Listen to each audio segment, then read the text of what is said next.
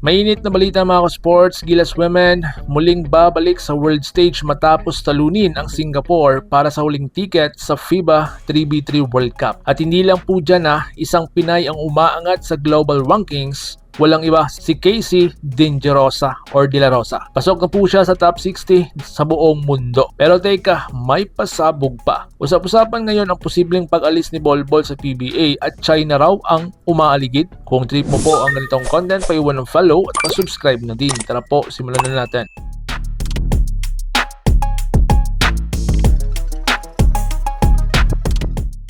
Sa gitna ng tahimik pero tuloy-tuloy na pag-angat ng women's basketball sa Pilipinas, isang napakalaking statement ang ginawa ng Gilas Women sa 3v3 team. Hindi lang basta panalo kundi isang tunay na comeback sa world stage. Sa do-or-die match kontra Singapore sa FIBA 3x3 World Cup qualifiers, pinakita ng Gilas Women ang kanilang puso, diskarte at tapang. At doon nila sinungkit ang huling ticket papuntang World Cup. Take note mga ka-sports tatlong teams lang kada gender ang nakakapasok. At literal na pinag-aagawan nila ang last lot na yan. At dito pumasok ang isang rising star, si Casey Dangerosa or De La Rosa. So ngayon, sino nga ba ang player na ito?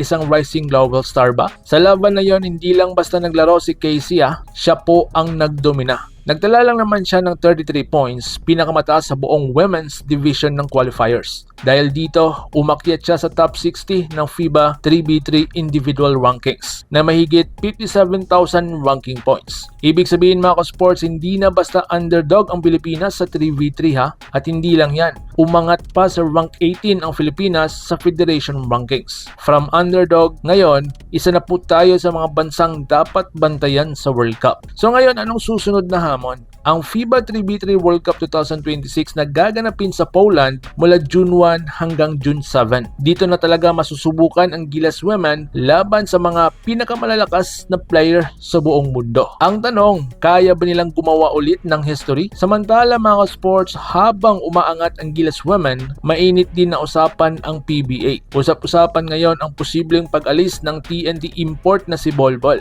Ayon sa mga kumakalat na balita, may mga offer mula sa Chinese Basketball Association at mas malaki pa raw itong offer sa kasalukuyan niyang sweldo sa PBA. Isa pa sa mga sinabing dahilan, ang physicality ng ating local na liga na posibleng ikinabahala niya sa kanyang mga injuries. Pero teka lang hindi ganon kadali yan. Dahil kung may kontrata si Bolbol sa TNT, malamang ma-buyout clause yan.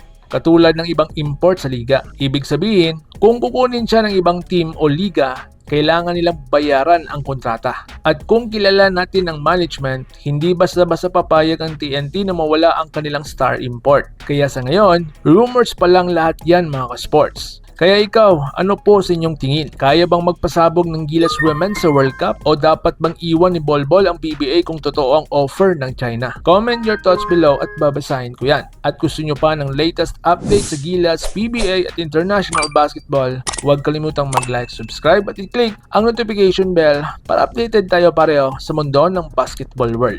So paano? Ingat po kayo.